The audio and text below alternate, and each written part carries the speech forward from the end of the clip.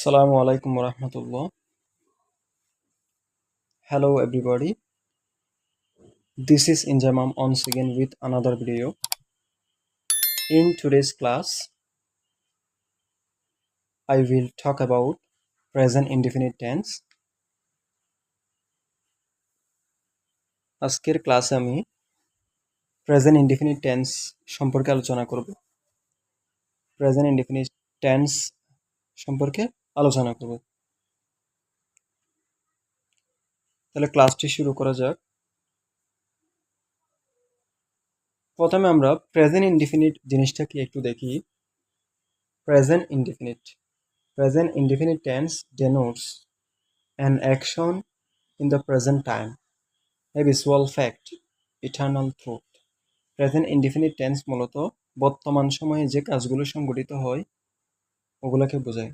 Habitual fact, অভ্যাসগত কাজ, যে কাজটা আমরা প্রতিনিয়ত করি, প্রতিদিন করি বা প্রায় সময়ে করি, ওটা হচ্ছে হ্যাবিচুয়াল ফ্যাক্ট। হ্যাবিচুয়াল ফ্যাক্টের ক্ষেত্রে কি হবে? Present indefinite. ইটার্নাল ট্রুথ, চিরন্তন সত্য। চিরন্তন সত্য হলো কি হবে? Present indefinite.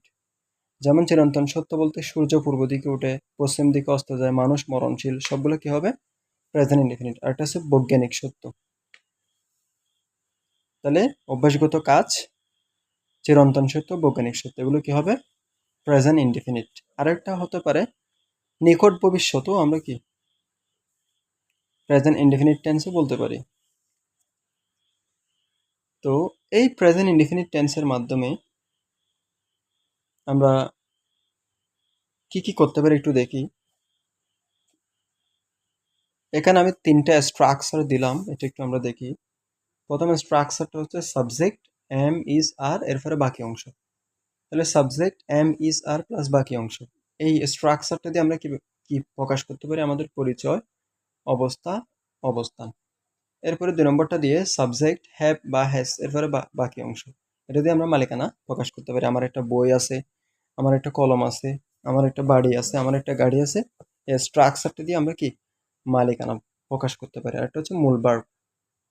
মূল ভার্বের স্ট্রাকচার, সাবজেক্ট থাকবে, তারপরে ভার্ব 1 বা ভার্ব 5। তাহলে মূল ভার্বের শেষে মূল ভার্বের শেষে এস অথবা ইএস যুক্ত হলে তাকে আমরা কি বলবো? ভার্ব 5। তাহলে এখানে যেগুলো স্ট্রাকচার আছে, এখান থেকে যেটাই থাকুক না কেন কি হবে? প্রেজেন্ট ইনডিফিনিট হবে। এরপর আসি বাংলায় আমরা কিভাবে প্রেজেন্ট ইনডিফিনিট টেন্সকে আইডেন্টিফাই করব। বাংলা ক্রিয়াপদের শেষে অন্তঃস্থীয় এ, রস্বই অথবা স্বর অ থাকলে কি হবে? প্রেজেন্ট ইনডিফিনিট টেন্স হবে। আমরা উদাহরণ দেখলে বুঝতে পারবো। তাহলে প্রথমত আমরা এই দুইটা স্ট্রাকচার সম্পর্কে কিছু এক্সাম্পল দেখি, যাতে আমরা ক্লিয়ার হতে পারি। এখানে কিন্তু আমাদের মনে রাখতে হবে এম ইজারগুলো মেন ভার্ব হিসেবে ব্যবহৃত হচ্ছে। এখানে হ্যাভ হ্যাজ মেন ভার্ব হিসেবে ব্যবহৃত হচ্ছে, অক্সিলারি ভার্ব হিসেবে ব্যবহৃত হচ্ছে না।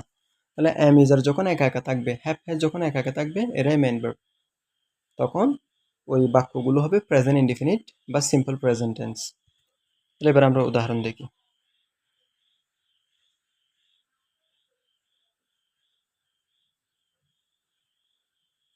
তাহলে প্রথম উদাহরণটা কি ছিল? সে একজন ডাক্তার। ডাক্তার, র, লাস্টে একটা কি আছে?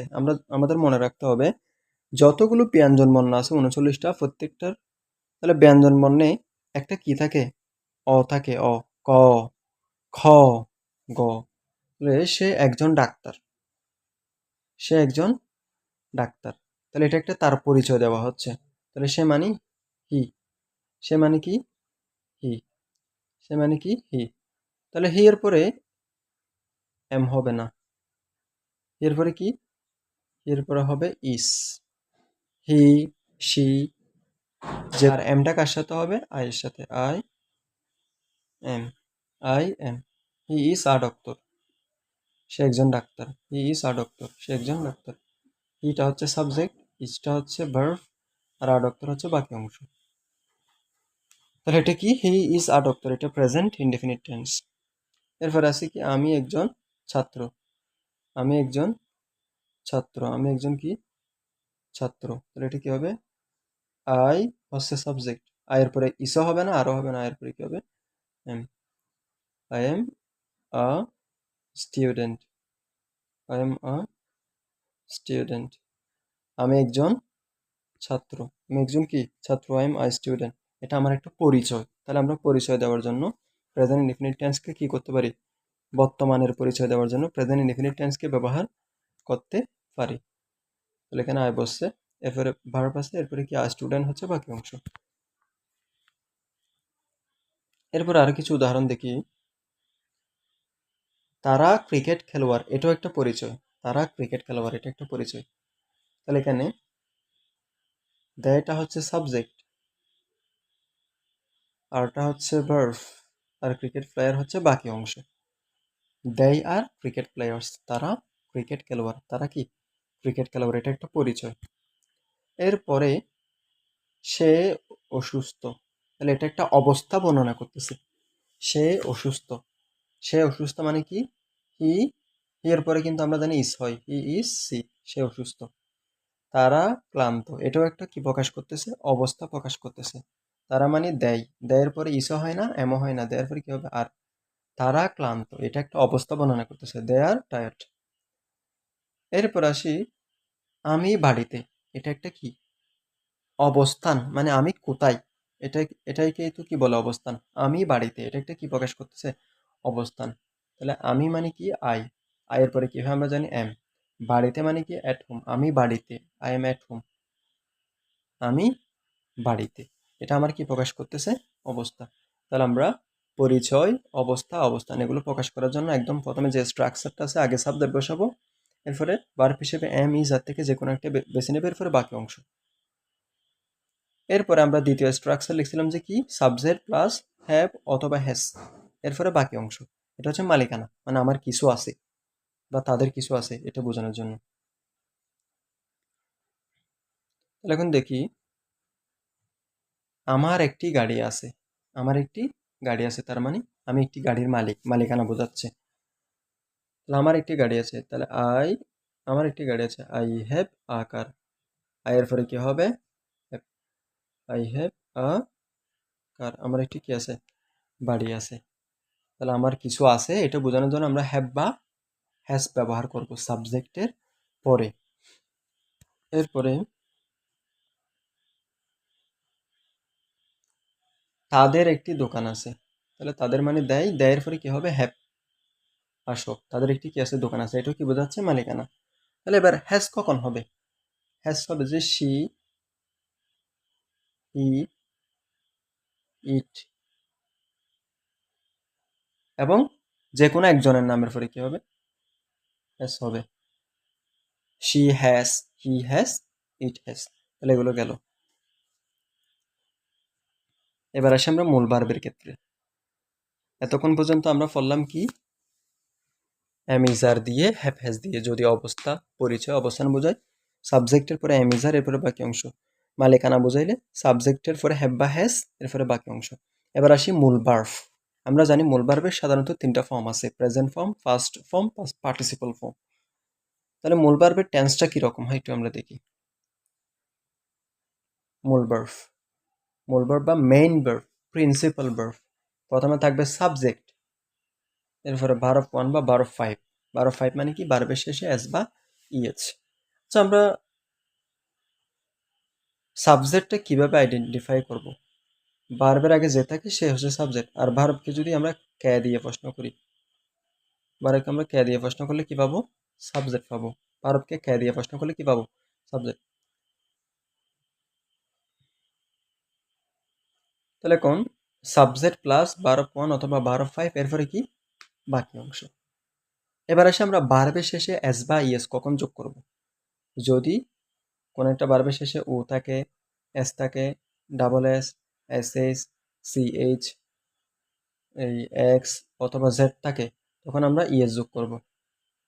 আর যদি O, S, double S, S H, C H, X, Z এগুলো না থাকলে আমরা শুধু এস যোগ করব। যেমন আমি যদি উদাহরণ দিই, আমি যদি বলি গো, তাহলে এখন গো, এটা শেষে কি আছে? ও আছে, তাহলে গো, গো এর শেষে আমার কি করতে হবে? ইয়ে যোগ করতে হবে, গোস, গোস। এরপরে আরেকটা যদি দেখি, কাম। তাহলে কামের শেষে আমরা যেগুলো দেখছি, ও নাই, এসও নাই, ডাবল এসও নাই, এস এসও নেই, সি এসও নেই, এক্সও নেই, জেডও নেই। তার মানে এই কামের শেষে জাস্ট শুধু একটি কি যোগ করব, এস যোগ করব। তাহলে এক কথায়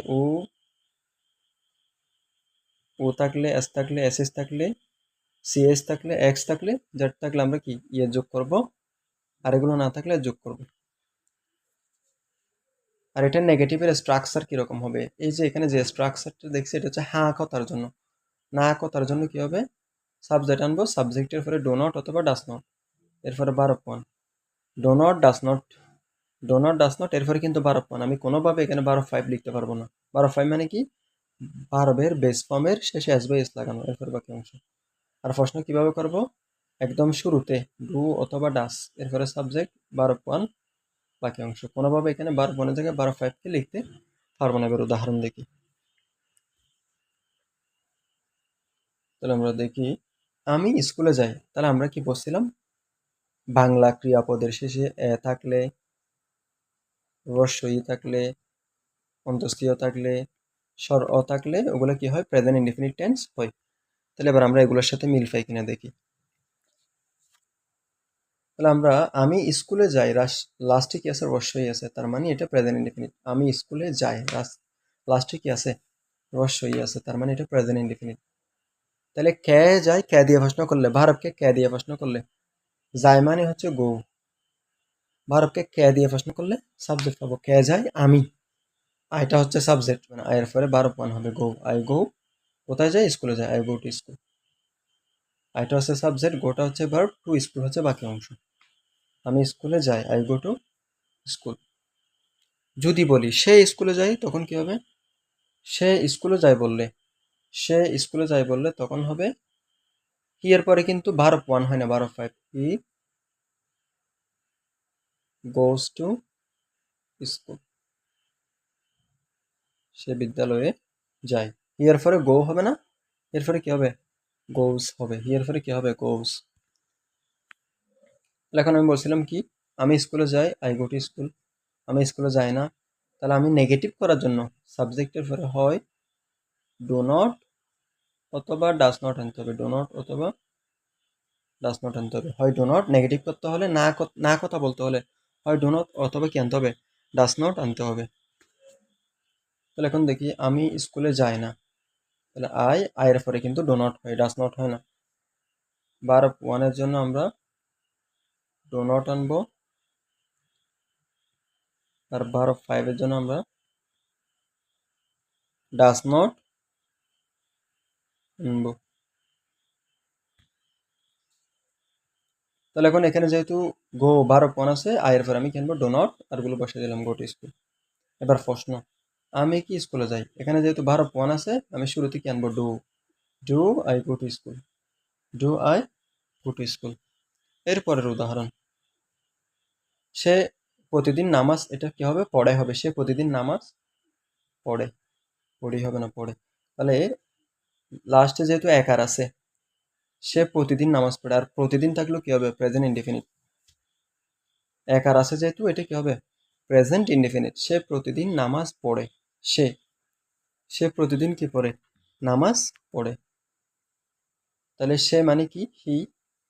আমরা জানি হি সি এগুলোর পরে ভার্ব ফাইভ হয়, মানে ভার্বের শেষে S by S. He performs prayer every day, সে কি করে, প্রতিদিন নামাজ পড়ে, প্রতিদিন নামাজ পড়ে।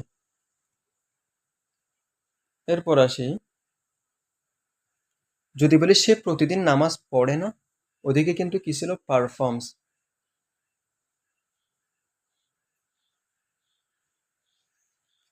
পারফর্মস ছিল, মানে ভার্ব ফাইভ। তাহলে আমরা যদি ভার্ব ফাইভ যুক্ত বাক্যকে নেগেটিভ করতে চাই, তাহলে ডো নট আনতে হবে না, ডাস নট আনতে হবে। He does not perform prayer every day, he does not perform prayer every day. কোনোভাবে যদি বাক্যে ডো নট ডাস নট লেগে যায়, পরবর্তীতে ভার্ব ওয়ানই হবে। কোনোভাবে বাক্যে does not, do not, do, does অথবা ডিড, যে কোনো কিছু লেগে যাক, পরবর্তীতে ডাস নট, ডো নট, মানে মেন ভার্বটি কি হয়ে যাবে, ভার্ব ওয়ান হবে অথবা বেস ফর্ম হবে। এরপরের উদাহরণ, সে প্রতিদিন নামাজ পড়ে না। He does not perform prayer every day. সে কি প্রতিদিন নামাজ পড়ে? যেহেতু পারফর্ম ছিল আমি শুরুতে কি আনবো? ডাস। এখন যেহেতু ডাস লেগে গেছে পরবর্তীতে মূল ভার্বটা ওয়ান হয়ে যাবে, তাহলে পারফর্ম আমি আর কি লিখতে পারবো না, পারফর্মস লিখতে পারবো না। তাহলে আমরা বলছিলাম প্রেজেন্ট ইনডিফিনিট কখন হয়? চিরন্তন সত্য বোঝালে, অভ্যাসগত কাজ, বৈজ্ঞানিক সত্য বোঝালে। তাহলে চিরন্তন সত্য কি? মানুষ মরণশীল, ম্যান ইজ মর্টাল, এটি কি হবে? Present indefinite. সূর্য পূর্ব দিকে উঠে, the sun rises in the east.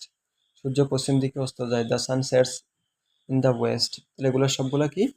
Present indefinite tense. তাহলে আমরা কি পড়ছিলাম?